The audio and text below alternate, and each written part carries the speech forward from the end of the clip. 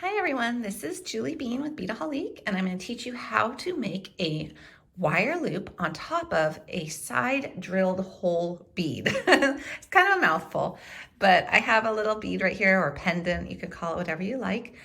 Basically though, it has a hole that goes like this through it instead of top to bottom. So when you have something like this, it can be a little tricky to figure out how to attach it. And you'll often find this with leaves, flowers, things like that. I have a pretty little drop right here, but you'll find it with all sorts of different beads or pendants. And it's nice to know how to attach it. So what we're going to be doing is we're going to be creating a wire loop. So we're going to be using 22 gauge artistic wire. You can use 22 gauge, 21, 20. Do not go thinner than 22 for this though, because you want it to be nice and sturdy. And you'll see why in just a minute. So we're gonna go ahead and we're gonna cut for ourselves a couple inches. I'm gonna cut about 3 inches using my cutters. For this, you'll need cutters, chain nose pliers, and wire looping pliers or round nose. You don't have to be exact on the wire length, but a good 3 to 4 inches. And what we're gonna do now is we're gonna just slide this on and have it go down towards the center. Then we're gonna hold it in place. And we're gonna bend our wires up so it forms a U. And then keep bending them and crossing them. So you can see how we've got a nice crisscross there. You've still got that bead down in the center, and we're just going to keep doing it. And you can make a nice big loop, or you can keep pulling it, and it makes a smaller, tighter loop. So it's really up to you what you wanna do there. Then we're going to go ahead and take our chain nose plier, and with one of the ends, we're going to notch it upright.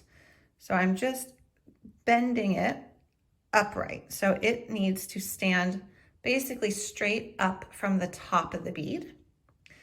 And then you can even straighten it with your fingers. So now what we're going to do is we are going to hold our loop that we made with our chain nose pliers. And now we've got that one strand hanging up. And we're going to take the other wire and we're going to wrap it. And you can do, 1 wrap, 2 wraps, whatever you like. Because it's 22 gauge wire, it's already quite strong. If this was 26 gauge wire, I would definitely recommend more than 1 or 2 loops. But because we have a nice heavy wire, we're okay. And then we're just going to trim that tail. And that just flew across my room. So I will go find that when I am done. And we'll just kind of tuck that end in. So what we have now is we have a nice loop that our pendant or our bead is hanging from and a wire sticking out. Now, you have 2 choices right now. You can decide that for this next part, you're going to do a simple wire loop or a wrapped wire loop. So 21 gauge wire is thick enough that you could get away with a simple wire loop. So I'm going to do that just to have a very nice clean design. You could also do this where you did some more wrappings, but basically, you're at the same point you would be if you were coming off of a regular bead and a regular wrapping. And so you would just go ahead and take your pliers.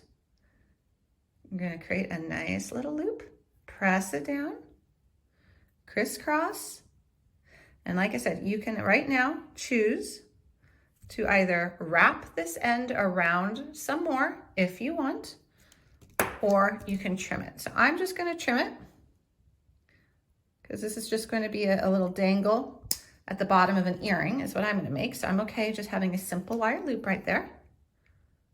That now I can open and close this loop to attach it to my jewelry design. But there we go. We made a really pretty little loop at the top of a side drilled bead or pendant, however you want to call this. But there we go. It's all done. You could do this with leaves, flowers, any bead that has a side drilled hole. Thank you for watching. You can find all the supplies and more videos over at beadaholique.com.